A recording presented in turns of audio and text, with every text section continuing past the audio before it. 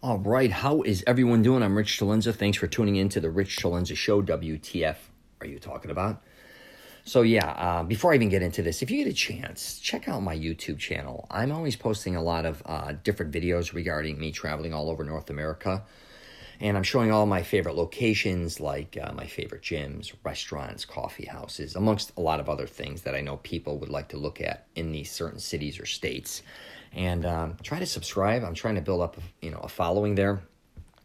And I just thought I'd bring that up because I always forget to do that. I even forget to do it in my videos. I just feel like it's a pain in the ass. But anyways, what I want to get into today is church. A lot of people may be offended at what I'm going to be saying. I hope they don't. I think it's an honest approach. But if I do, truthfully, I could care less. And what the pitch is, or what I'm doing as a subject is, going to church to meet people is wonderful, but don't be fooled. And I have a Mastering Self-Confidence program, and I don't know if you know anything about me. I created a program called Mastering Self-Confidence, the blueprint to try to find the woman or women of your dreams, even if you've been through a bad breakup or divorce. And I get into a top 10 where I think the best places to meet women. And my cousin, one of them, hit me up and said, Rich, you don't have church in there, which is interesting. I talk a lot about church in there, but I didn't specifically put a section in church because I know depending on what religion you follow, some don't even call it church, but there's all these different things. I didn't want to kind of just say church because when you kind of say church, it falls under, I think, a certain category. I didn't want to do that, but I do mention it a lot in there. It's really about core values. My program and finding somebody who has the same core values you do for it to truly work out. So if you're a dude and you're a Christian hypothetically and you're really, strong in your beliefs, you like going to church, Bible studies, and then you end up, you don't want to be hanging out in strip clubs and hanging out with party girls because you may be attracted to them, but I don't know how long that'll work out and vice versa. Again, it can work out. Doesn't mean it can't. I'm just saying sometimes you may want to find somebody who has not exact identity as you. I don't like that at all. I actually like somebody who's different but kind of similar, back to core values. So if you both believe in the Lord and you both like to follow his word, wonderful. But it's hard if you follow the Lord and then somebody's an atheist. It may cause problems, especially if you have children. But again, I know people that do have those relationships and they have, it's wonderful. So back to the church. And I grew up, I don't know if you know anything about it, and I talked to my mother about this, is I grew up in a household where it was very extreme. My mother was really a diehard Catholic, still really is, I think, to a certain degree. So I was raised with a lot of religion. All right, a lot, even going to Bible camps for weeks on end, going to Bible study, CCD. My mother worked for the Archdiocese. She cooked for all the priests. So I was involved in religion amongst watching, PTL, all those things that used to aggravate the shit out of me, religious channel. So what I want to speak about today, and I don't think a lot of people have the balls to talk about, is a lot of people get conned in church. I'm not even going to get into priest or any of that right now. I have my own issues with that whole thing. I'm not going to get into that. What I'm getting into is just the general public or people that go to church, and I see a lot of them being taken advantage of. And it could start at the top with a lot of, preachers where they take advantage of people. So they may take advantage, if you have a preacher, you may love him, like most congregations or, groups, they love their preacher or their whatever you want to call him, the head of your church. And sometimes a lot of those guys make a lot of money off of you, which is, hey, that's their thing. You want to donate your money, God bless you. But they also, I think sometimes, and I know a lot more than some, I know a bunch that took advantage of people that either weren't as smart as them or were in need of certain things that person knew that they can offer them with getting something else in return of more value. And I think a lot of times if you're in church and you're a church member, you want to he's kind of like a coach. And you want to impress them or you want to do things to show how much you love him or her and the church, right? And don't think this is everybody, because I have actually even family members that are preachers, which are wonderful. They couldn't be more helpful. So don't think this is everybody, I'm just saying. But a lot of times, the head of the church may take advantage of you. And again, some are absolutely giving and loving, don't get me wrong. But there are others out there at certain times that may be like, I can use this person to do this for me, when a lot of times it may not be in your best interest, especially with women. You hear about it all the time. They get taken advantage of. But don't think it doesn't happen to men either, with people in organizations of churches or just in religion in general, the higher-ups taking advantage of other people. I mean, it's just a fact. And so you kind of get an idea where I'm going with that. And that's kind of common sense. I'm sure you already know that. You've heard stories where, this one ended up cheating on his wife with this one, or this one ended up doing this and that. I'm not going to, that's between them. But I'm going to kind of get into more of the general public that visits the church. So a lot of times I've seen over the years is a lot of people go to church to finagle their way into people's lives. And then they take advantage of them. You wouldn't think this would be happening in a church, but it does. It happens all the time. It just actually happened with another athlete. They met at church, one of the churches, and he ended up befriending him. He never even told him, I think, that he was in jail, this and that, and he ended up embezzling a ton of money from him. You really have to protect yourself when you're in church. Don't think that everybody there is your best friend and has the same values you do or has the same respect that you do. Most do, I'd say, for the most part. But just like anything else, there's a bunch of sharks in every damn ocean, right? You have to protect yourself and your children and stop being a dummy. I just saw that documentary. I've seen a bunch of documentaries of these guys being taken advantage of, and a lot of them meet at a church. And I would hate to say this, I think a lot of people, when they're at church, they're gullible.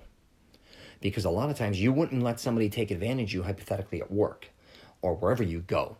You could belong to a club here, or you may hang out in a restaurant here, or you may go to a gym here. You're not going to let people kind of, bullshit you a little bit, or kind of, befriend you and start asking you to do the things you may not feel comfortable doing. You're usually going to be like, who the hell are you? But when you're at a church, it's kind of like phony baloney stuff sometimes, if you know what I'm saying. And you don't want to, a lot of church friends are friends with other people, and you kind of get caught. And I think younger people, especially, believing that everybody in there has your best interest. It's not the truth. So you got to realize that. If I took a church, I don't know how many members, let's just round it off to 1,000. I'd say a third of the people there are, maybe even half, are full of shit a lot of times. And I don't mean to throw them under the bus, but a lot of what they're talking about or the way they're behaving in the church is not how they behave at home or in society or behind everyone's back. That goes for the way they may, use their money or what they're doing with their money, that how they live their lifestyle behind closed doors. You've got to know that about people, okay? That a lot of times what you're seeing isn't really who they are. And that may be you as well, okay? I think we all have a lot of things we do that we may not like people to know about, right? For the most part, I'm kind of more of a guy who's an open book, who's crazy like that. I don't care. Obviously, that's why I have a podcast or I put up YouTube videos. I may be the extreme the other way, which I think my mom gets nervous with because I really tell it the way it is or how I feel at the moment. Let me get some water here. But, and that doesn't mean that I'm saying something small like say, people are at church and they watch porn. Yeah, so does, a lot of the world. I'm not talking that type of thing that, that's whatever. You do whatever you got to do. I'm talking about people who go to church that claim they're something or speak a certain way or act a certain way, and then they may be cheating on their wives. They may be embezzling money. They may be a liar, constantly lying. They may be pulling a lot of cons, just in general, because they're con men. And again, sometimes con men are some of the, I'm not saying that they're very attractive type of people. I don't mean physically, they have a lot of, spirit. They're fun to be around and all that. And that's usually where you're going to get taken advantage of. You're not going to be usually taken advantage from an asshole, a guy who is in there kind of shunning you or acting above you. No, he's going to act just like you. And he's going to see your weaknesses and he's going to see your strengths and he's going to use those kind of against you. And I think this happens a lot at church. And I think that happens to a lot of parents. I don't want to get into the whole Catholic thing, what happened with a lot of priests and things, because you have to pay attention. And there's God and then there's a human being. That's just the way it is. You have to understand, again, that as a parent, your number one rule is to protect your children. That's just the way it is. If you can't protect your children, then you should find someone who can. But the truth is, you have to make sure, and it's not just the higher figures, it's people within that congregation or within that group of church. Because a lot of people, including young people, take advantage of a lot of naive other, people, even their age. Even older men And women sometimes take advantage of, obviously, younger people within the church too. Because, again, there's a form of a naiveness and a trust value there. I talk about this all the time. You have to teach your kids the streets and education. Don't just get caught up in thinking that education is just them getting a great education or them learning all these different things about their careers, or you may help them with many different things. They have to know what's happening in real life, because real life isn't some bullshit thing going to church on Sundays, maybe Bible studies on Wednesdays, and everything's hunky-dory, because it's not. And I'm going to tell you one thing. Most people I know lately, and I don't know why this is, and this includes some of my family members, friends, a lot of people are getting pregnant and they're not married. And the new pitch is, oh, I met him at church. I met him at a Bible study. I'm like, well, if you were truly following the Lord according to your rules, because they're always preaching or talking, which is nothing against them, you most likely would have followed the rule of getting married before this happens. Not that it's bad. I actually don't care. But it's interesting when people are getting others pregnant that they're not married to or having sex before they're having marriage, but their whole kind of pitch before that was, no, I'm going to most likely wait till I get married, or, I don't want to have kids until I am married, all these things, and accidents happen, and I get it. But don't bullshit yourself at everybody else and pretend like you're not having sex, because a lot of people do try to pretend that when they're in public, like, oh, it's this way, when we know it's really the other way. So if you are also one of these people that is kind of bullshitting yourself and trying to bullshit others, just be honest. And that doesn't mean you got to walk up to somebody and say, yeah, I'm fooling around with this person, or this is my girl.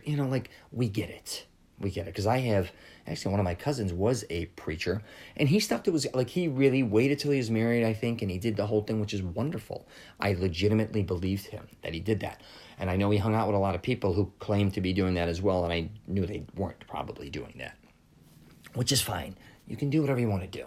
I don't want to come off like a say it all, do it all, know it all. I don't have the answers for everything, but I do know that if you belong to a church or any group, just in general, don't let yourself be taken advantage of, especially from higher ups. That could be even being in sports. Your coach, can take advantage of you, because again, you're put in a gullible, you don't realize a lot of times you're gullible. And you wouldn't like your coach you look up to, you want to, succeed for both of you. And before you know it, you may be in a situation and that doesn't mean, I'm not even talking sexual, so don't even go there. I'm talking about you may befriend him, and then you're not even on the team anymore, and you both get older, and all of a sudden you're doing things with this coach. It could be going somewhere or doing things that you don't feel comfortable doing, but he's your coach. You looked up to him. He's like your dad, or all these things. Make sure you protect yourself. And also, if you have children, make sure coaching again, because a coach has a lot of power. I've been on so many teams throughout my life, and I always want to impress my coach. I remember one of the last coaches I had, he made me do dips in the gym. And this is back in the 80s, one of my wrestling coaches, and they were all doing dips. And I was kind of like them, but I was strong, and I was constantly working out. So, to make a long story short, I remember we were in the gym, in our school gym, which was very small. We didn't have a lot of equipment. It was a small Catholic school. Hold on. So he let everybody come up and do the dips, a lot of them. We're all waiting in line. And he kept saying, CELENZA, wait. And I was like, oh, what did I do? He pulled me aside. And I knew I could do a lot of dips. I sucked at chin-ups, but I was really good at dips. I'm still decent at dips, but I'm not nothing compared to what I was. I just think because I was so light, and I was always lifting weights, even at a young age. And I was in a gym where I was doing dips when nobody else really did them. So I kind of had that going for me. Because I went to a YMCA all the time, starting at like 5 years old, and then I started lifting hardcore like 12. So at the end, he goes, CELENZA, get up. He didn't even say CELENZA. He goes, all right, bring up the machine. And I remember him saying, calling me a machine. I was like, wow, I kind of like that. And then he said, jump up here. Show him how it's really done. So I just jumped up and started doing dips. I'll never forget it. I started going. I was going so fast, and I just kept going. I literally felt that I didn't have to stop. It's kind of like, I don't know if you've ever done push-ups or anything. Like some people could do 10 push-ups, 1, 10, 20, 50. I used to do 50 pretty quick, especially when I was lighter. It was like a joke for me. But I started just doing the dips, and I was flying, and he was counting 1, 2, and then he was like, forget it. We're not even going to count. Go, go, go, fast, doing all these things. And then after I jumped off, he goes, now that's how you do dips. And then, it was kind of a cool moment when you're within your wrestling team. And I just remember him saying the machine, like, I really wanted to impress my coaches. I want to impress my teammates as well. And, I never got taken advantage of, thank God. And that goes for teachers as well, coaches.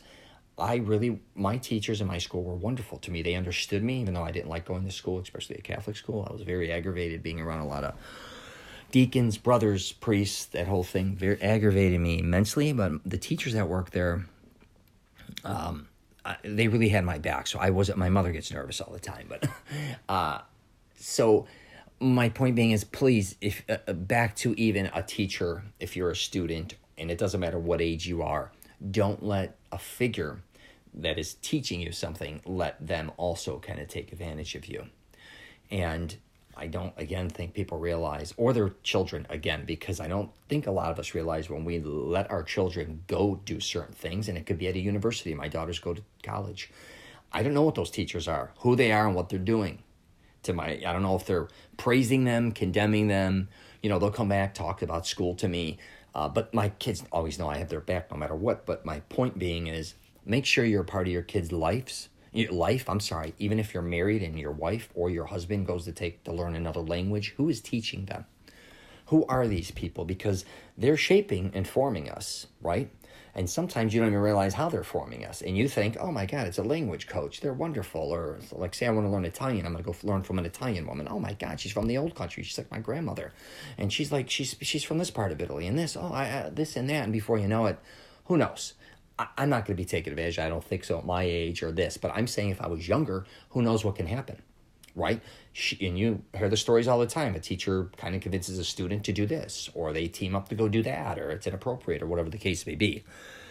But please, protect yourself, especially at church, because I know that is the one place that there are a lot of people being taken advantage of financially. But on the flip side, that is also an amazing place, because I don't want to end this on a sour note. It is a great place to meet a lot of wonderful people. And I know atheists out there or other people that think that church, regardless of what the religion is a cult. They make fun of them. I have nothing against anybody who believes in religion, as long as it's not hurting others. I'm not down. I don't care if you're hurting other people, then I can't stand that. But I think and also when you do use religion, if you get hypothetically overly brainwashed, I call it, to a certain degree, and I'm not saying religion's brainwashing you, but some people that get so obsessed in it and I've been through this, where my friends that are very, all of a sudden just shut everybody out, push everybody away, and that includes friends, family members, everybody gets so engulfed with it. I don't think that's good, because I really think they're judging you, which they have the right to do. But if it's kind of their way or the highway, I don't see that being really that healthy. Even though, I may not follow your religion, and I may be a sinner in your eyes, or I may do things that you may not agree with. I get it. You don't have to do those with me, but I'm not perfect. But again, I may look at you and be like, well, you're so obsessed, you don't even let your kids watch TV, hypothetically, or you won't do this because of this reason, and you won't do this. Aren't you kind of neglecting your kids? Like, in my opinion, I think a lot of times they go overboard, especially if you have family members and friends that you all grew up with, and all of a sudden now you take your kids out of that environment and be like, these are all bad, we can only be with the people in the church. I think that's preposterous. I think that's absolutely ridiculous. Plus, not fair to your kids. I believed, even when my kids went to a Catholic school when they were younger, and the number one thing was, I told them, even at a young age, I'm not sending you here to force you to believe in God. I just wanted you to learn a little bit about God. Your choice to believe in him or not, that's strictly up to you. If you become religious or an atheist, I still love you no matter who you are, right? You have to make your own decisions. I'm not here to just program you to believe certain things. And if it's not that way, then you're wrong your entire life. I also don't want you to think, like, when you think of Jesus, hypothetically, if it is Jesus, that you just see him being tortured, and that you have to walk around with all this guilt, where if you sin or you always feel bad about what you're doing, even if you don't do everything everyone tells you should be doing. It's all I can't stand that. I think religion is about helping one another, prospering, making yourself feel wonderful, and trying to do better and helping others, not walking around with fear and guilt and all that. That's a big thing with me. I'm just not down with it. So on a good note, again, with church, if you do find the right church, you most likely are going to be very happy, which is a wonderful thing to meet people, especially if you want to find certain types of women. And Christian women, I know a lot of them. Some are good, Some are bad.